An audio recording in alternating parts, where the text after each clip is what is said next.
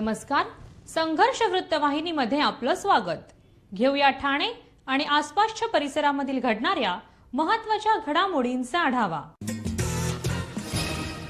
ठाणे महानगरपालिकेने पुढाकार घेऊन सुरू केलेल्या मूकबधिर बालक मुक्त ठाणे या उपक्रमात महापालिका क्षेत्रात जन्माला येणाऱ्या प्रत्येक नवजात बालकाचे स्क्रीनिंग केलं जाईल।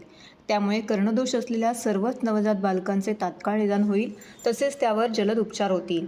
त्यामुळे लवकरच ठाण्यात एकही बालक मूकबधिर राहणार नाही, असा विश्वास खासदार डॉक्टर श्रीकांत शिंदे यांनी व्यक्त केला आहे।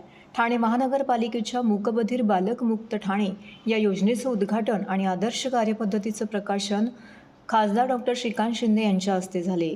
महापालिका मुख्यालयातील कैलासवासी नरेंद्र बल्लाळ सभागृह येथे झालेल्या या समारंभास व्यासपीठावरती आमदार प्रताप सरनाईक, आमदार ॲडव्होकेट निरंजन डावखरे, माजी आमदार रवींद्र फाटक, माजी महापौर नरेश मस्के, माजी महापौर मीनाक्षी शिंदे, माजी नगरसेवक संजय वाघुले, प्रख्यात ENT तज्ज्ञ डॉक्टर प्रदीप उप्पल, डॉक्टर आशिष बुमकर, महापालिका आयुक्त अभिजित बांगर, अतिरिक्त आयुक्त संदीप माळवी, अतिरिक्त आयुक्त प्रशांत रोडे उपस्थित होते।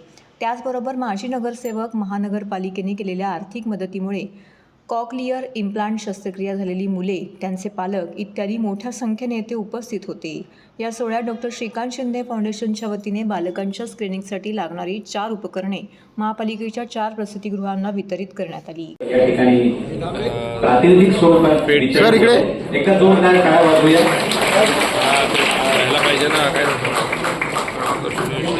महापालिकेच्या आणि महानगरपालिकेच्या 4 प्रसूतिगृहांचे वैद्यकीय अधिकारी या ठिकाणी या मशीनचा स्वीकार करत आहेत। आपण या मशीनचं वितरण करतोय। ठाणे महानगरपालिकेच्या अन्य सर्व बालकांची तपासणी करता येईल। मी एक दिवशी डॉक्टर उप्पलांकडे गेलो होतो माझाच कार्ड दाखवण्यासाठी, तेव्हा त्यांनी कार्ड माझा कमी बघितला, पण त्या ठिकाणी त्या काही गोष्टी त्यांनी मला सांगितल्या कॉक्लिअर इम्प्लांट बद्दल, त्याचबरोबर आपण ह्या सगळ्या अर्ली डायग्नोसिस कशा करू शकतो आणि आपल्याला त्याच्यामध्ये काय काय डिफिकल्टीज त्या ठिकाणी येतात। आज जर आपण या ठिकाणी पाहिलं की 1000 जेव्हा बालक जन्म घेतात तेव्हा त्याच्या मागे जे आहे 3 पालकांना जो आहे हा दोष त्या ठिकाणी जो आहे तो कंजेनायटल हिअरिंग डेफनेस असेल किंवा कंजेनायटल हिअरिंग डेफनेस बोलतो, आणि त्याच्यानंतर एन्व्हायरमेंटल असेल, ट्युबरक्युलोसिस, मेनिंजायटिस, त्याच्याने तो वेगळा। तर तो जो संख्या जी आहे ती संख्या जी आहे ती दिवसेंदिवस जी आहे ती त्या ठिकाणी वाढतच जाते। आणि अशा परिस्थितीमध्ये जे आहे आपल्या या महाराष्ट्रामध्ये 2011च्या सेन्ससच्या हिशोबाने आतापर्यंत 5 लाखापेक्षा जास्त जे आहे ते डेफ अँड डम्ब जे आहे ते मुलं त्या ठिकाणी जन्म घेतलेला आहे। पूर्ण भारतामध्ये जे आहे ते 6.5 कोटीपेक्षा जास्त। आणि या ठिकाणी WHO एक मगाशी मी वाचत होतो की 2050 पर्यंत every 1 in 4 person will require a hearing aid. सर्व नागरिकांना आवाहन करण्यात येत आहे की सध्या डासांमार्फत पसरणाऱ्या डेंग्यू या आजाराचा प्रसार रोखण्यासाठी प्रत्येकाने पुढील प्रमाणे कार्यवाही करावी। डेंग्यू आजार एडिस इजिप्ती हा डास चावल्याने होतो। या डासांची पैदास साचलेल्या किंवा साचवलेल्या स्वच्छ पाण्यामध्ये होते। 8 दिवसांपेक्षा जास्त दिवस पाणी उघडे व साचून राहिल्यास त्यात डास अंडी घालतात। अंड्यांच्या अळ्या तयार होऊन पुढे डास तयार होतात।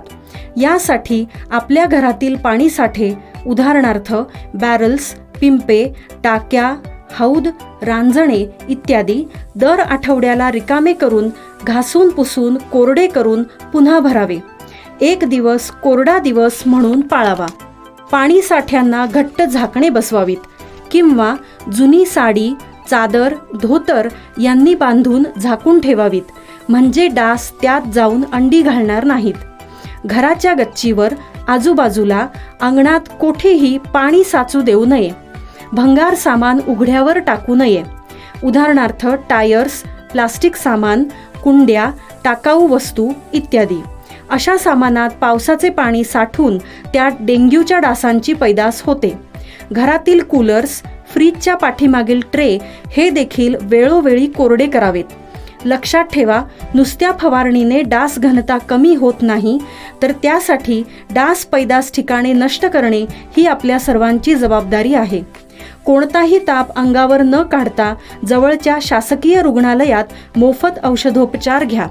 अशा प्रकारे नागरिकांनी सहकार्य केल्यास डेंग्यूचा प्रसार रोखणे सहज शक्य आहे।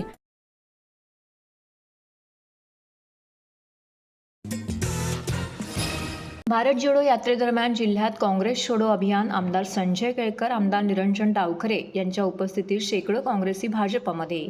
काँग्रेसचे नेते राहुल गांधी यांची भारत जोडो यात्रा ठाण्यात आली असता जिल्ह्यातील काँग्रेसी भाजपमध्ये दाखल होत आहे. आमदार संजय केळकर, आमदार निरंजन डावखरे यांच्या उपस्थितीत शनिवारी काँग्रेसचे दिवंगत माजी आमदार BK भगत यांचे सुपुत्र, काँग्रेसचे प्रदेश सदस्य अनिल भगत यांनी त्यांच्या शेकडो कार्यकर्त्यांसमवेत भाजपमध्ये जाहीर प्रवेश केला.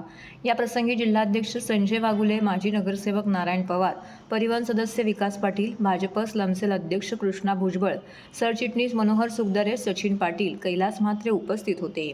काँग्रेसचे नेते राहुल गांधी यांची भारत जोडो यात्रा ठाणे जिल्ह्यात येत असताना काँग्रेसमध्ये अंतर्गत वाद उफाळला होता. दुसरीकडे आता राहुल गांधीच्या आगमनाचा मुहूर्त साधून ठाणे जिल्ह्यातील काँग्रेसच्या पदाधिकाऱ्यांनी काँग्रेसला सोडचिठ्ठी दिल्याने ठाण्यात उरली सुरली काँग्रेस देखील आता रसातळाला जाणार असल्याचं चित्र निर्माण झालं आहे. काँग्रेसचे प्रदेश सदस्य आणि अनिल भगत यांनी त्यांच्या शेकडो कार्यकर्त्यांसमवेत भाजपामध्ये प्रवेश घेतला. दुपारी आमदार संजय केळकर व आमदार निरंजन डावखरे यांच्या उपस्थितीमध्ये खोपट कार्यालयात हा पक्षप्रवेशाचा धमाका उडाला. यावेळी काँग्रेस प्रदेश कार्यकारिणी सदस्य अनिल भगत यांच्यासह काँग्रेस शहर सरचिटणीस संजय शिवाजी शिंदे, प्रदेश काँग्रेस OBC कोकण विभाग सरचिटणीस सुधीर झाबरे, वॉर्ड अध्यक्ष सुशांत कांबळे, मनोज प्रजापती आदींनी कार्यकर्त्यांसमवेत काँग्रेसचा हात सोडून भाजपाचे कमळ हाती घेतला आहे. आदरणीय मोदीजींचे हात बळकट करण्यासाठी आणि मोदीजींचं जे कार्यकर्तृत्व गेल्या 10 वर्षामध्ये बघितलं, गरीब कल्याण योजनेच्या योजना असतील किंवा गरिबाच्यासाठी करणारं सरकार, काम करणारं सरकार याकडे असेल. राहुल गांधी ठाणे जिल्ह्यात प्रवेश करत असताना काँग्रेसचे प्रमुख पदाधिकारी हे मोदी करत भारतीय जनता पार्टीमध्ये येत आहेत आणि त्याच्यामुळे महाराष्ट्र आणि ठाणे जिल्ह्याचा सूर आणि दिशा जी आहे ती कुठे आहे हे याच्यातून आपल्याला सिद्ध होतंय. राहुल गांधींनी सांगितलं की आमची पार्टी इंटॅक्ट आहे, परंतु त्यांची पार्टी तर सगळीकडे निरनिराळ्या ठिकाणी काँग्रेसच्या कार्यकर्त्यांचा भ्रमनिरास झाल्यामुळे मोठे नेते, माजी मुख्यमंत्र्यापासून ते तळागाळातल्या कार्यकर्त्यांपर्यंत हे भारतीय जनता पार्टीमध्ये येत आहेत. कारण त्यांना देश बळकट करायचा आहे, देशहित साधायचं आहे आणि देशाला जगामध्ये क्रमांक 1 वर पोचायचं आहे. ते आदरणीय मोदीजींच्या नेतृत्वाखाली पोचवायचं आहे आणि त्यामुळे एका अर्थाने या मुहूर्तावरच काँग्रेसचे प्रमुख पदाधिकारी जे आहेत ते भारतीय जनता पार्टीमध्ये आलेत. महाराजी काँग्रेस पक्षाशी नेतृत्व व्यवस्थित नाहीये. समाजात काम घेऊन जाताना आपल्याला पाठबळ कुठे मिळेल आम्हाला विचार करण्याची गरज आहे. आम्ही इथे बघतो तर विकास नाही भकास चाललेला आहे. लढाई वेगळी आहे. मी चळवळीतला आहे. माझे विचार ज्या पद्धतीचे आहेत त्या पद्धतीने काँग्रेसमध्ये तर नेतृत्व शून्यच आहे सगळं आहे आणि ते काँग्रेस जोडो नाही तोडोच सगळं प्रकार चालू आहे. कारण पक्ष विकला जातो. जसं आज राहुलजींचा कार्यक्रम होता, मी सांगतो तुम्हाला, तर मुंबईतनं हा एका वेगळ्या पक्षाने हायजॅक केलेला कार्यक्रम होता. तिकडे कार्यकर्ते आमचे तिथे काँग्रेसचे म्हणजे पिढ्यानपिढ्याचेच कार्यकर्ते खरोखर ते जे आमच्याबरोबर आले ते थांबले होते राहुलजींचा स्वागत कराल तिथे किंवा आणखी ढोल बाजे घेऊन, पण बिचारांना राहुलजींचा चेहरा पण दिसला नाही. एक अशा नेतृत्वहीन चाललं. म्हणजे हे इथे काँग्रेस पक्षाचा कार्यकर्ता कसा प्रोत्साहित होऊन काम करेल समाजामध्ये असं तर काहीच नाही दिसत आहे. मग तिथे राहून करणार काय मी? आणि मी इथे बघतो तर मला 2016 पासून मी काँग्रेसमध्ये आहे. पण माझे मोठे बंधू आमचे आणि केळकर साहेब हे लोकप्रतिनिधी म्हणून काम करतात तेव्हा ते कुठे बघत नाहीत.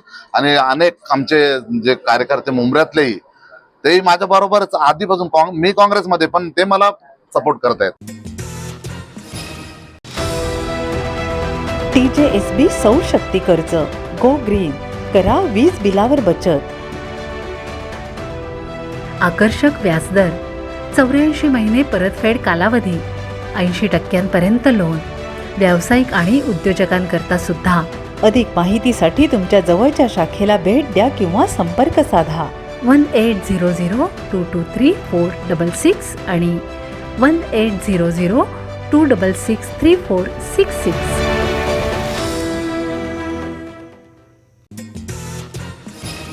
आमदार प्रताप सरनाईक यांच्या पाठपुराव्याला अखेर यश. कापूरबावडी ते गायमुख रोडवरील सेवा रस्त्यांचे रूपांतरण मुख्य 60 मीटर रस्त्यामध्ये होणार.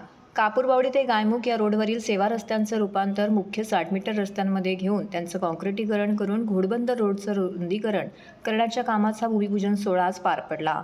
राज्याचे मुख्यमंत्री एकनाथ शिंदे यांनी घोडबंदर रोडवर होणारी वाहतूक कोंडीची समस्या लक्षात घेऊन आमदार प्रताप सरनाईक यांनी केलेल्या विनंतीवरून MMRDAचे आयुक्त संजय मुखर्जी यांना हे काम करण्याच्या सूचना केल्या होत्या. त्यानंतर ठाणे महानगरपालिकेचे आयुक्त अभिजित बांगर आणि ठाणे महानगरपालिकेचे तसेच MMRDAचे इंजिनियर यांनी संयुक्त विद्यमाने कापूरबावडी ते गायमुखपर्यंतच्या 60 रस्त्याचे सर्वेक्षण केले. सर्व्हिस रोडवर प्रामुख्याने फेरीवाल्यांनी अतिक्रमण केले असून या सर्व्हिस रोडवर फक्त पार्किंग होत असल्याचे निदर्शनास आले.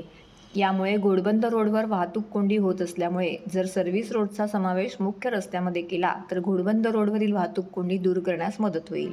या दोन्ही प्रकल्पांचं भूमिपूजन आज खासदार श्रीकांत शिंदे यांच्या हस्ते करण्यात आलं. या प्रसंगी माजी आमदार रवींद्र पाठक, माजी महापौर नरेश म्हस्के, युवा सेनेचे कार्याध्यक्ष पूर्वेश सरनाईक, महिला जिल्हा संघटक मीनाक्षी शिंदे, नगरसेवक सिद्धार्थ ओवळेकर, नगरसेविका साधना जोशी, सौ नम्रता घरत, ओवळा माजीवाडा शहर संघटक राजू फाटक, समन्वयक साजन कासार, विभाग प्रमुख दिलीप ओवळेकर, रवी घरत तसेच MMRDAचे मुख्य अभियंता धनंजय चमलवार, अधीक्षक अभियंता विनायक सुर्वे, ठाणे महानगरपालिकेचे नगर अभियंता सोनाग्रा, उपनगर अभियंता रामदास शिंदे, कार्यकारी अभियंता संजय कदम तसेच MMRDAचे ठाणे महानगरपालिकेचे अधिकारी येथे उपस्थित होते.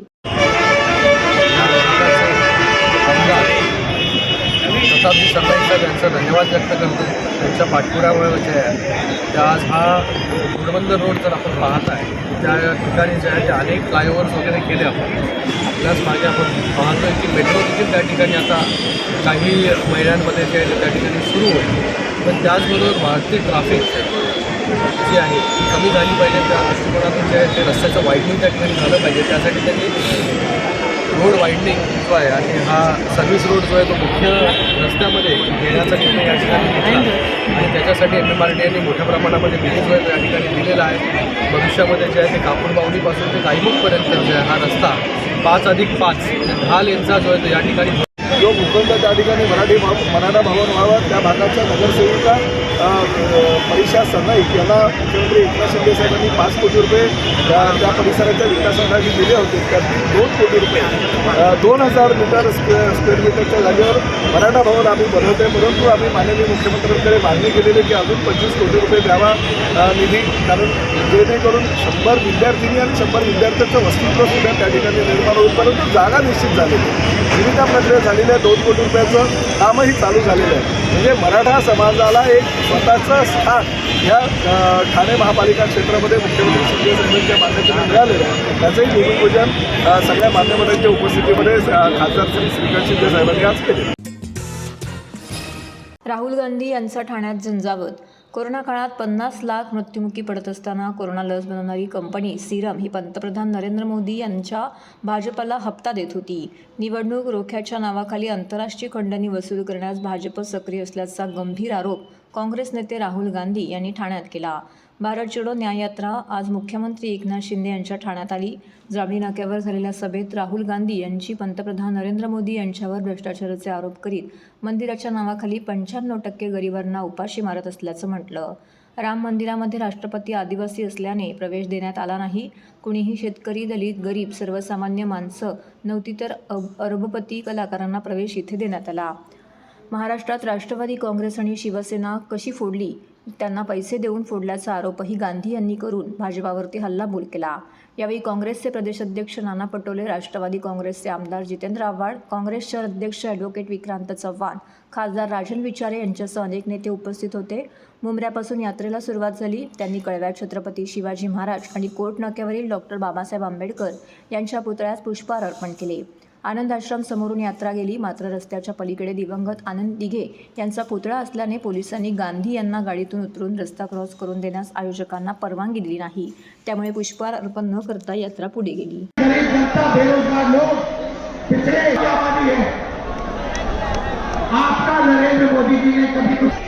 नमस्कार. सब कैसे हैं? ठीक है. मूड कैसा है? सुनाई नहीं दे रहा. मूड कैसा है? कन्याकुमारी से लेकर कश्मीर तक 4000 किलोमीटर हिंदुस्तान को जोड़ने की यात्रा, भाई को भाई के साथ खड़ा करने की यात्रा। देश में बीजेपी और आरएसएस के लोग नफरत फैला रहे हैं। जहां भी देखो कि भ्रष्टाचार मिटाना है। आपको याद है कहते थे इलेक्टोरल बॉन्ड्स का उन्होंने पूरा ढांचा तैयार किया, ठीक है। अब निकलता क्या है कि हिंदुस्तान की सबसे बड़ी कंपनियां इलेक्टोरल बॉन्ड के माध्यम से नरेंद्र मोदी जी की पार्टी को हजारों करोड़ रुपए देती है। करेक्ट, कैसे देती मैं आपको बताता हूं। 4 तरीके हैं। सबसे पहले कोई कंपनी है, उस पर सरकार। तर हे होतं संघर्ष वृत्तवाहिनीचं आजचं बातमीपत्र। उद्या पुन्हा भेटू याच वेळी याच ठिकाणी ताज्या घडामोडींसह। तोपर्यंत नमस्कार।